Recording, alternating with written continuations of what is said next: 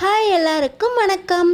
நம்ம அழகே அழகு சீரியலில் கொடைக்கானல் ட்ரிப்புக்காக ரொம்ப சந்தோஷமாக பாக்கியராஜ், அழகுமலர், அழகுமதி, சுரேஷ், ரேவதி, தங்கராஜ் அப்படின்னு எல்லாருமே ஒன்றா கொடைக்கானல் ரெசார்ட்டுக்கு வந்து இறங்குனாங்க. ஆனால் கிளம்பும்போது எல்லாரும் ஒன்றா கிளம்ப போகிறாங்கன்னு நினைக்கிறீங்களா? 3 ஜோடிக்குள்ளே ஒருத்தருக்கு ஒருத்தர் சண்டை வருது.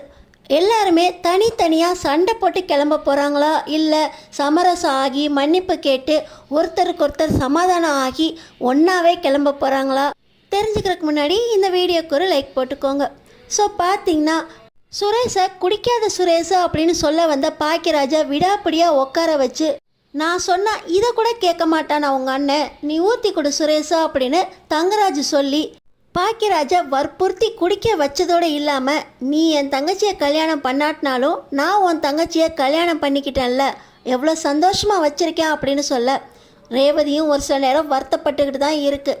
நீங்கள் ட்ரெஸ் எடுத்து கொடுத்து சாப்பாடு போட்டு கொடுத்துட்டா சந்தோஷமாக இருக்கிறதா அர்த்தமா? நீங்கள் பாட்டு அவளை கண்டபடி திட்டுறீங்க, கல்யாண மண்டபத்தில் வச்சு என்ன அடி அடிச்சிங்க அப்படின்னு ரேவதியை பற்றி தங்கராஜ்கிட்ட சொன்ன உடனே, அண்ணே என்னண்ணே இந்த நேரத்தில் இதெல்லாம் பேசணுமா அப்படின்னு சுரேஷ் தட்டி கழிக்கிறாரு. ஆனால் தங்கராஜுக்கு பயங்கர கோபத்தில், நான் கிளம்புறேன் சுரேஷ் அப்படின்னு சொல்லிட்டு அவர் கோபத்தோட ரூமுக்கு போயிடுறாரு.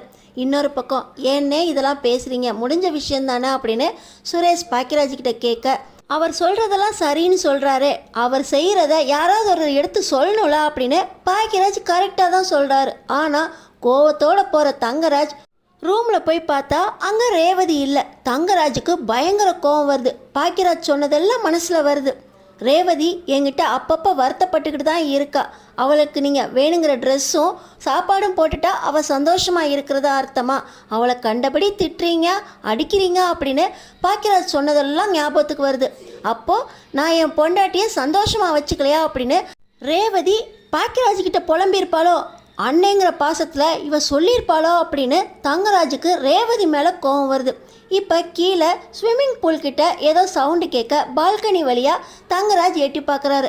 அங்கே பார்த்தா ஸ்விம்மிங் பூல் கிட்ட நம்ம அழகுமலர், ரேவதி, அழகுமதி இவங்களோட சேர்ந்து தண்ணி அடிச்சுட்டு வந்தால் பாக்கியராஜும் உட்காந்து கதை பேசுகிறாங்க.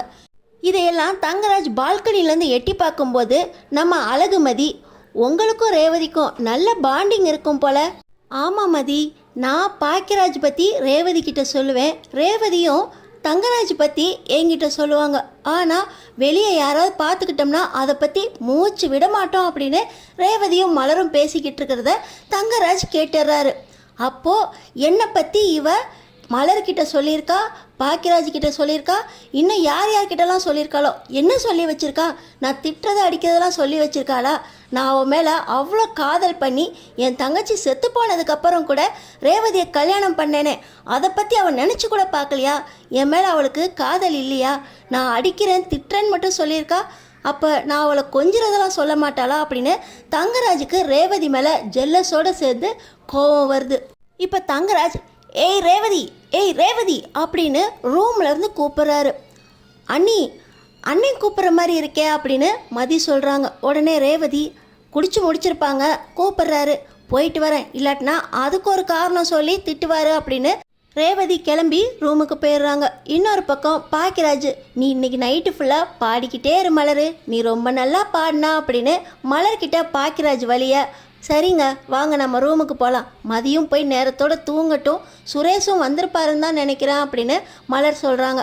உடனே பாக்கியராஜும், வா மலர், போயிட்டு வரேன் மதி அப்படின்னு சொல்லிட்டு பாக்கியராஜ் மலரை கூட்டிக்கிட்டு அவர் ரூமுக்கு போயிடுறாங்க. நம்ம அழகுமதி, சுரேஷ்கிட்ட போகலாமா, ஒரே ரூமில் இருக்கணுமா? ஆனால் சுரேஷ் நம்மக்கிட்ட நல்லா தான் பழகுறாரு, அன்னைக்கு கூட அண்ணன் சொன்னாங்க அப்படின்னு பேச தான் வந்தார், நம்ம தான் மூஞ்சி கொடுத்து பேசலை. கொடைக்கானல் வந்தப்போ கூட 2 பேர் உட்காந்து பேசிக்கிட்டு இருந்தப்ப 2 பேருக்கும் சாதகமாக தான் பேசினார், நியாயத்தை தான் பேசினார். அவர்கிட்ட நம்ம ரொம்ப கோவத்தை காட்ட வேண்டாம் அப்படின்னு முடிவு பண்ணி அழகுமதி சுரேஷ் ரூமுக்கு போயிடுறாங்க. அங்கே பார்த்தீங்கன்னா சுரேஷ் தண்ணி அடித்ததுக்கப்புறம் அவர் பாட்டு பெட்டில் மல்லாந்துடுறாரு. இன்னொரு பக்கம் நம்ம அழகுமதி படுத்துடுறாங்க.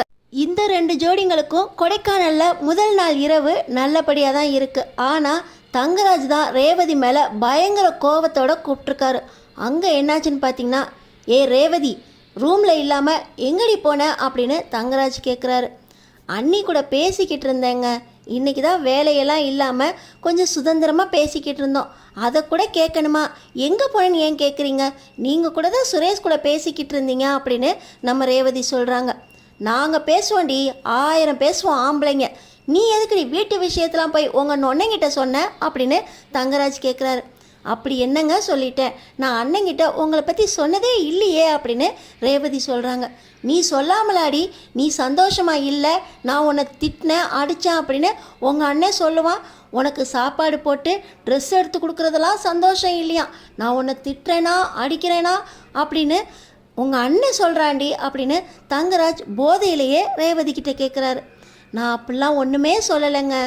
என்னடி சொல்லலை அப்படின்னு தங்கராஜ் வேகமாக ரேவதி அறைய ஆரம்பிச்சிட்டிங்களா? நீங்கள் இங்கே வந்து அடிக்கணுமா? பேசாமல் தண்ணி அடிச்சுட்டா தூங்க வேண்டியது தானே. இப்போ எதுக்கு என்னை கூப்பிட்டீங்க? நான் பாட்டு சந்தோஷமாக மலரணி கூட பேசிக்கிட்டு தானே இருந்தேன் அப்படின்னு ரேவதி கன்னத்தில் கை வச்சுட்டே சொல்ல, ஓஹோ, நீ சந்தோஷமாக இருக்கிறதுனா அவங்க கூட மட்டும்தான் இருப்பியா? என் கூட சந்தோஷமாக இருக்கலையா? அதான் சொல்லி வச்சிருக்கிய, என் கூட இருக்கிற வாழ்க்கை உனக்கு சந்தோஷமாக இல்லை அப்படின்னு. நான் கேட்டேன்டி. இப்போ கூட அந்த மலர்கிட்ட சொல்லிக்கிட்டு இருந்த, என்னை பற்றி மலர்கிட்ட சொல்லுவேன், பாக்கியராஜை பற்றி மலர் உன்கிட்ட சொல்லுவா. அப்படி அவ என்ன சொன்னா? 2 பேரும் சந்தோஷமாக இருக்கோம், ரொம்ப சந்தோஷமாக பார்த்துக்கிறாரு பாக்கியராஜன்னு சொல்லியிருப்பா. நீ என்ன சொல்லியிருப்ப? தங்கராஜ் சந்தோஷமாக வச்சுக்கல, நான் திட்டுனேன் அடித்தேன், இதெல்லாம் போய் அந்த மலர்கிட்ட சொன்னியா? மலர் பாக்கியராஜ்கிட்ட சொல்லியிருப்பா அப்படின்னு தங்கராஜ் பேச, அண்ணியை பற்றி பேசாதீங்க, அண்ணி நம்ம விஷயத்தெல்லாம் வெளியே சொல்லவே மாட்டாங்க, நானும் ரொம்பலாம் மலரண்ணிக்கிட்ட சொல்லலை அப்படின்னு ரேவதி சொல்கிறாங்க.